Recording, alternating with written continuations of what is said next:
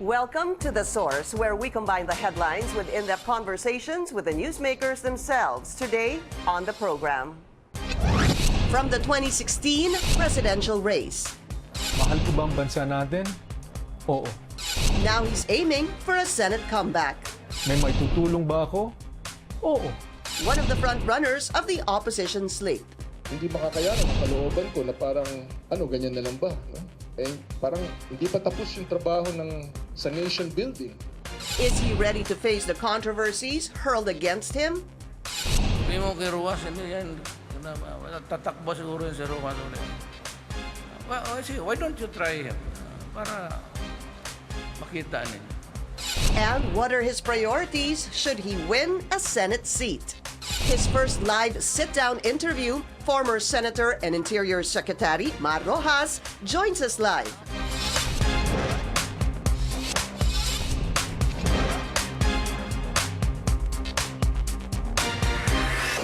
Thank you for joining us. I'm Pinky Webb. A former Senator and Interior Secretary joins the list of senatorial aspirants in the 2019 midterm elections.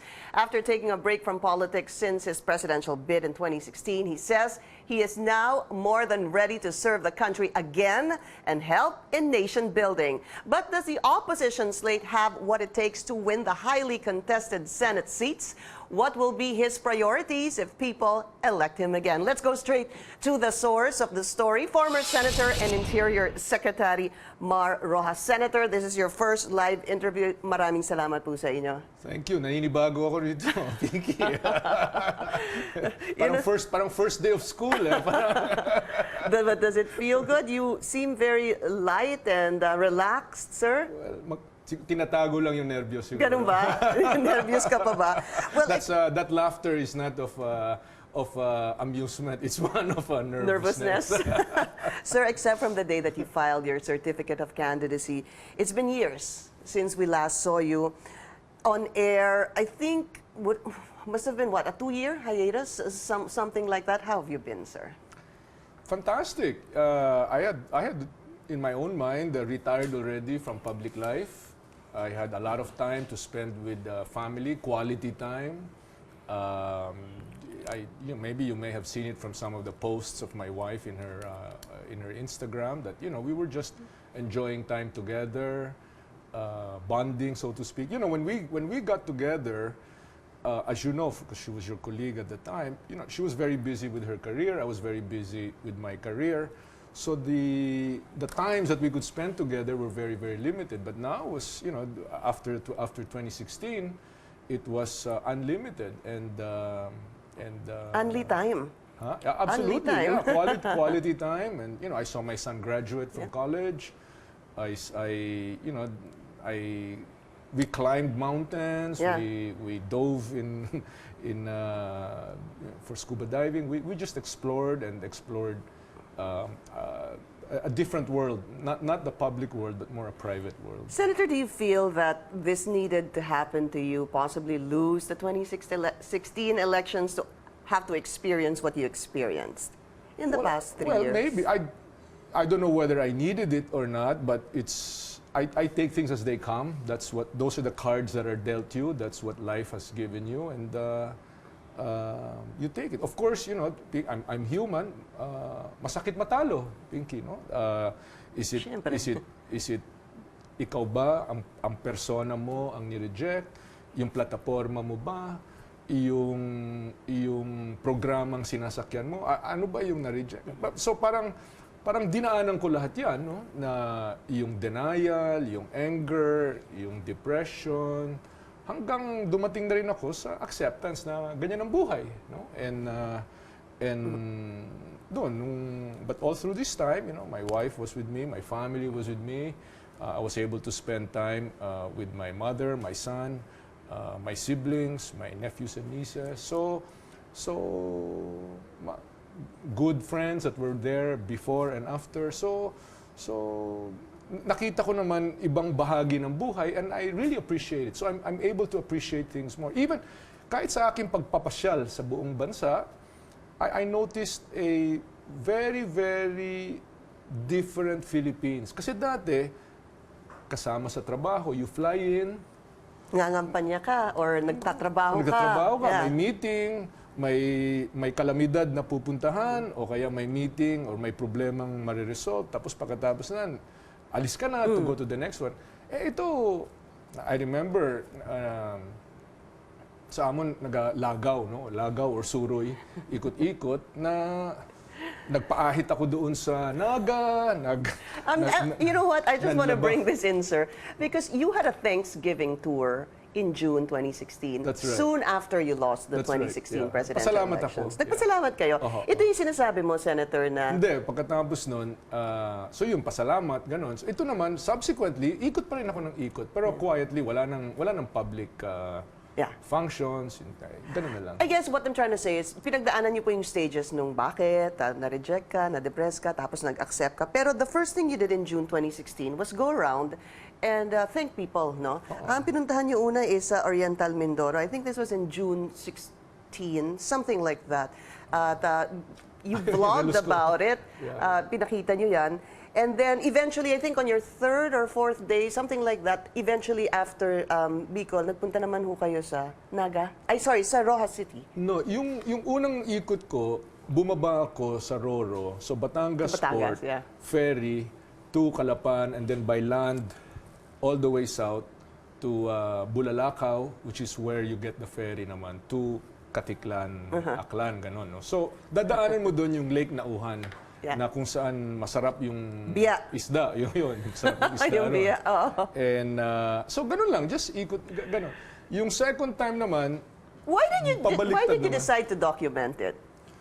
wala lang. You know, I was going to be away from my family for a long time, di ba? Weeks. So, yung gusto ko lang makita rin nila yung anong nakikita ko through my own eyes. Yung mga pinapakita ko, yung scenery, yung pagkain, kung saan ako nakatira, ano yung nakikitang mga handicrafts sa isang lugar like that. No? So, My room, ganyan. ito, this is my oo, room. yeah. Yeah. So, Tapos mga restaurants, meron suggested. So, marami nagsabi na, pa-share. O di, sige, okay, ayan. Totoo bang naisip mo maging travel blogger? Bakit hindi? May binabayaran yung ibang ganyan, di ba? May hanap buhay na yan. And then I just want to move fast forward. In 2017, you and Corina naman, well, among other things, inakyat nyo naman po ang Mount Pulag. Yeah, Mount Okay. Pulag, we went to Mount Ulap, we went to, subsequently, I went to Masaraga. Yeah. And, this is Pulag. Yeah. Ito yung Baban family. Yan yung Sa nakitira Benguet kayo. yan. Oh, nakitira kami sa kanila. Yeah. Alam mo, talagang classic family itong mga Baban na kung saan si tatay started out just as a farmer. Manggugulay lang siya ng repolyo, carrots, yung mga doon, no? Pananim doon. Tapos, unti-unti, nakagawa na siya ng bahay. Lahat ng anak niya, sabi ko nga sa kanya, siguro pilyo ka. Kasi lahat ng anak niya, babae. All of those are his daughters. Bayad no? utang siya. Yeah, exactly. Okay. So, ganun. And then, gumawa na siya ng hostel na lahat ng umaakyat ng Pulag, pwedeng makitira doon overnight habang nagpapahinga ka. O kaya pababa, pahinga ka doon, iwan mo yung gear mo doon, ganun.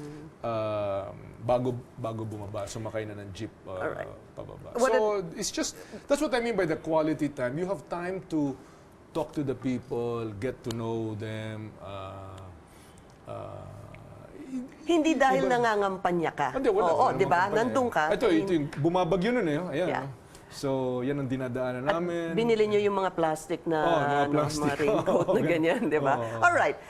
So, it's an experience, I'm sure. You were sharing it with people. And a lot of people were commenting also on the places you've gone to. So, sabi nyo kanina, akala nyo medyo retired na kayo sa politics, no? Hindi medyo. Talagang retired na ako. Wala. I mean, tapos na ako. Parang nag-boundary ka na. Mahaharap ko na yung mga ninuno ko na nagsilbi ako, maayos, malinis ang pagsilbi ko. At, I started serving 1993, 2016. Was that when you were... That's 20. Yeah, when I ran, when my brother died. Well, at saka wala naman talaga akong intention na You were pumasok. No? in New York, hindi mo ba? That's right. I was a Banker, banker. I had just taken Jollibee public. That was one of my investment banking transactions. We took Jollibee public in June of 2013. And then, namatay ang kapatid ko, and nagkaroon ng special election. So, naisip ko na, well, may intention ka naman talaga na magsilbi. Bakit di mo gawin ngayon? Tapos bumalik ka na lang sa private sector. No? Ang nangyari is, pumasok ako, tumakbo ako sa special elections. And that first 1 year and a half, more or less, nakagawa ako ng batas na fair distribution ng DepEd budget sa buong Pilipinas, pantay-pantay. Hindi yung palakasan, hindi yung pipila ka or manunuhol ka or kung ano pa para lang makakuha ng classroom. So, naisa batas ito, nakita ko na, uy, may magagawa ka talaga. No? You can make a contribution. So, ganon. Nagdesisyon na ako na magpatuloy at hanggang saan makakarating ito sa makakaabot. So, ang sabi niyo po, retired ka na. What made you want to make a Senate comeback? What pushed you, sir? You mean aside from Corina saying, nandito ka na araw-araw, umalis ka na nga sa bahay? Oo, maliban po doon. Sabi niya, magtrabaho ka na. Bumalik ka na sa politika. What is it? Well, I think it's a sense of duty. Lahat tayo may sense of duty. Feeling ko na hindi pa tapos ang trabaho. Okay na. I mean, okay ako. Graduate na yung anak ko. But when you look around, marami pang dapat na gawin, di ba? At kung ang feeling ko naman is, kung makakatulong ka, why not? Kung tatanggapin naman ng tao ang tulong mo, bakit mo i-withhold yung tulong mo, yung kaalaman mo, karanasan mo, yung network mo sa pagtulong? No? Nakadagdag doon yung konversasyon namin ni Corina na sa kanya is, look, whatever it is that you decide, it must be purpose-driven. Ano bang purpose mo? Purpose mo ba akyatin lahat ng matataas na bundok? Seryosohin mo at gawin mo. Kung yan ang purpose mo pa na sisirin lahat ng pang-scuba, gawin mo yon. Pero hindi pwede yung parang pa-donker-donker ka lang. Half-baked ka. Yeah, gano'n. No? So, yun, napaisip ako. At palagay ko, komportable naman kami na. So, What is your purpose, sir? my purpose is really to help bring my country to modernity. Feeling ko ganun. Tingnan mong kaswertehan ko, Pinky, no? Pinaaral ako ng maayos. Hindi ako nagkaroon ng ibang mga problema tungkol sa saan ako kukuha pang kain, saan ako kukuha pang tuition, saan ako kukuha pang rent. Wala, no? So, nabigay sa akin yung opportunity na mag-isip lang at matuto at mag-experience ng buong mundo. So, nagawa ko yun, no?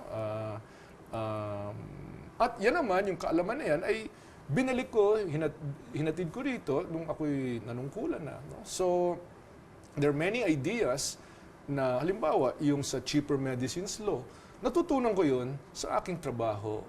Nakikita ko sa abroad yun. Ganun, no? So, nung naging mambabatas ako sa Senado, cheaper medicines law ang isa sa mga naihain ko. At naipasa, naging batas. Yung pag-promote ng call centers at BPO, nung ako'y naging DTI, no? Sa aking pagiging investment banker sa mundo, nakikita ko yon. So sabi ko, well, English speaking naman tayo, US-style liberal democracy yung ano natin, sistema natin. So bakit hindi tayo pwede makilahok diyan? So naidala natin dito yan. So ginamit ko yung aking kaalaman para makatulong kahit paano dito sa atin. At yun ang nakita ko na mission ko na magpatuloy sa pagtutulong. We'll be taking a short break. This is The Source on CNN Philippines. Still to come, we're gonna get to know his thoughts on national issues, the tax reform law, and the militarization in the South China Sea. Former Senator and Interior Secretary Mar Roxas will still be with us after the break. You're watching The Source on CNN Philippines. Our guest today, former Senator and Interior Secretary Mar Roxas. I will fire away because there's so many questions to ask. You placed second in the 2016 elections. The former Vice President Binay, Judge Mar Binay, came out very recently. Also, lumabas din po siya recently and sabi niya, nadaya siya, and if at best, he should have been second. You were number 2 at 10 million votes. What do you say to that, sir? What can you say?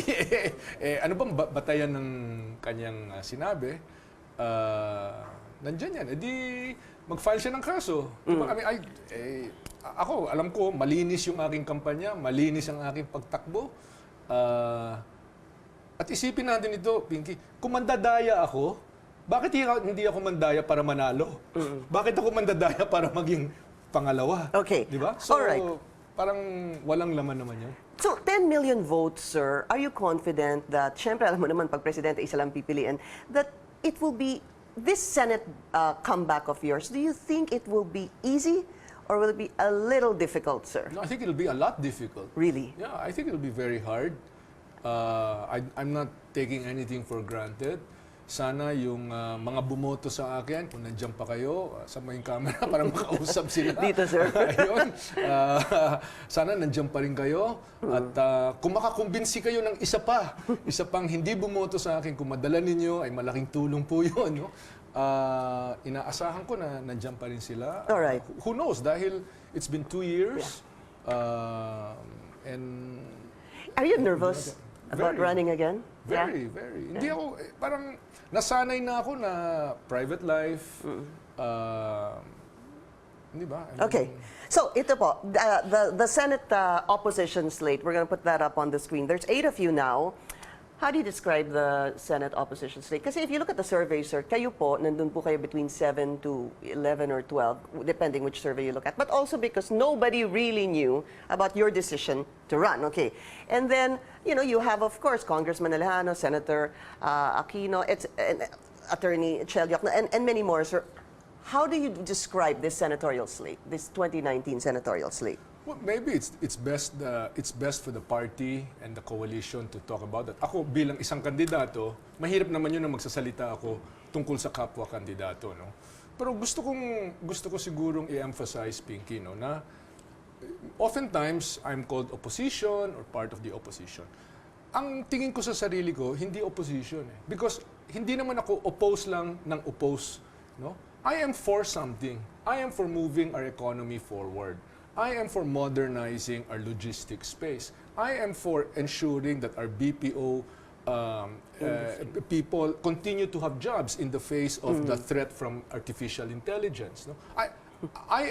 All my public life, I have always been for something, moving forward. So you're not comfortable being called part of the opposition slate? Ganun ho ba yun? Hindi naman. Ang point ko lang is, gusto ko lang linawin na hindi ako tumakbo, hindi ako lumabas mula sa aking private life para lumahok muli, para tumulong muli, bilang tagapagsabi ng no. Parang 5 years old, kung ano sabihin ng isa, no, basta Hindi. Para sa akin, ang bawat issue, may mga solusyon yan. And I am for those solutions. Halimbawa, no, malinaw, sino ba ang para sa EJK? Wala naman siguro. Di ba? Masama ang EJK, extrajudicial yan, para ka naging Diyos at hari na ikaw na lang ang magpapasya kung sinong mabubuhay, sinong mamamatay. Mali yan. Pero to simply say na mali yan is for me not enough. Halimbawa, anong solusyon ko? Isa sa mga solusyon ko, What would be your solution body to that? cam. Okay, which the PDEA is doing right now, sir? Merong mga body cam na technology, murang-mura ho yan, nasa abroad yan, nasa ibang mga jurisdictions yan, na lahat ng authorized police actions may recording. Tingnan natin sa ating mga TV, sa news, di ba? Ano bang unang napapanood natin?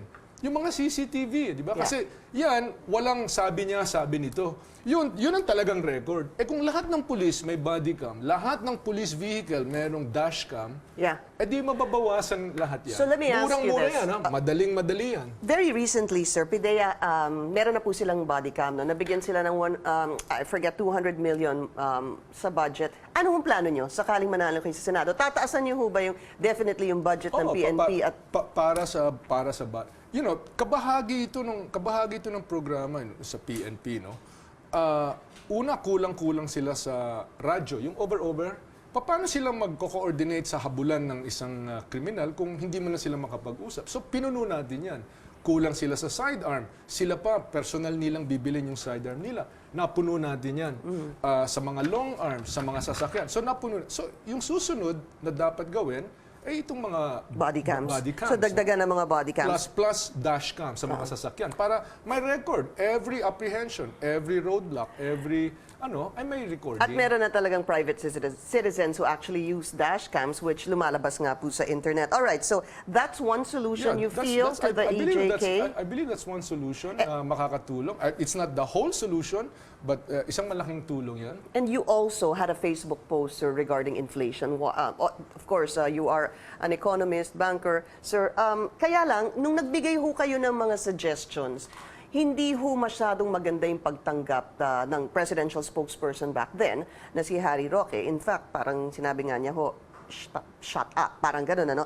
But these were your posts, sir. Import of rice should be increased by 1.5 million metric tons with lower tariffs. Yung mga large supermarkets and fast food chains, sir, sabi mo kayo na mag-angkat ng sarili ninyong bigas and the NFA... Para hindi na kayo makiagaw sa lokal. Yeah. Marami naman yung ginawa ng gobyerno, kahit tahimik lang. So okay lang. Para sa akin, hindi naman ito kung who gets the credit.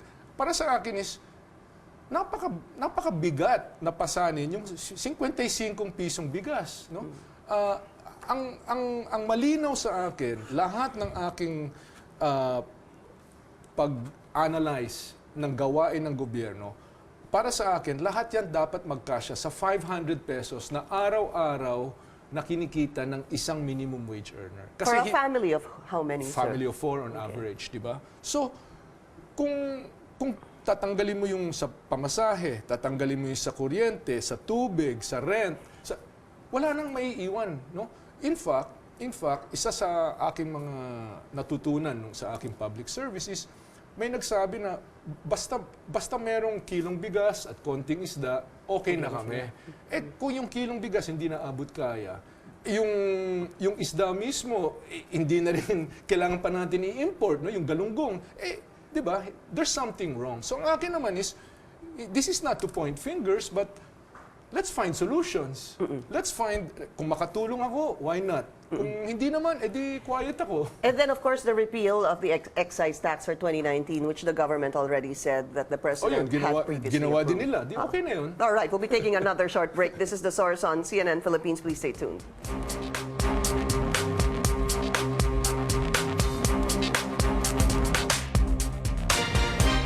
You're watching The Source on CNN Philippines. Our guest today, former Senator Interior Secretary Mar Roxas. Sir, the President, did he endorse you or not? Why? Because he said, iboto nyo, Ilonggo yan, try him out. Pero kasabay po nun yung pag-mention ng pangalan nyo was General Garbo na sinasabing allegedly involved in illegal drugs na aid ninyo. How did you understand the President's statement? Mahirap sagutin yan, Pinky, dahil hindi ko naman alam kung anong nasa sa isip niya. At ang akin lang is, kung paborable yung sinabi niya, di maraming salamat. Nagpasalamat nga ako. In fact, nakakatawa because marami rin nag-criticize sa akin. Ba't ka nagpasalamat? Ganon, di ba? Sabi ko, kahit papano, good manners, right conduct, parating tama yan. Walang masama sa good manners, right conduct. Nagpasalamat tayo. Hindi ibig sabihin na hindi na ako tutol dun sa mga hindi magagandang ginagawa. At hindi rin ibig sabihin na pabor na ako sa mga hindi tama para sa bansa. When was the last time you spoke to him? Kasi you're supposed to be friends, sir. We were friends. Siguro nung kampanya. Nung pa rin. All right. Imelda Marcos, sir, the Vice President, also saying very recently, yesterday, I believe in her radio show, that this just shows, granting bail to Congresswoman Imelda Marcos, former First Lady, is, shows disparity in the justice system. What are your thoughts on that, sir? Hindi ko nasusundan, pero at least yung parang magkakaroon na ng katapusan yung ating bangungot, yung nightmare natin ng martial law, no? Magkakaroon ng closure. Ano ba talaga nangyari? Because sa kasaysayan natin, madalas hindi natatapos or walang closure, walang final verdict of history, di ba? Sa mga nakaraan. So, I think this is a very good step na ayon na sa korte na yan ang hatol nila na guilty nga. But I guess also, sir, the question the Vice President was referring to, the point rather she was referring to was the former First Lady being granted bail. Sabi niya parang to the point na kapag mayaman kayo, you're able to elude arrest, you're able to not go to jail. Pag mahirap kayo, dahil nga abogado po si Vice President, kaliit na bagay, itinatapon kayo sa kulungan? Well, dadaling ko lang sa mas malawak na perspektiba, no? Isa yan sa mga reklamo ng mga kababayan natin. That the justice system, hindi talaga pantay. Kung mayaman ka, pwede kang magpapospone ng magpapospone. Samantala, kung mahirap ka, bawat postponement, isang araw nakita na wala sa'yo.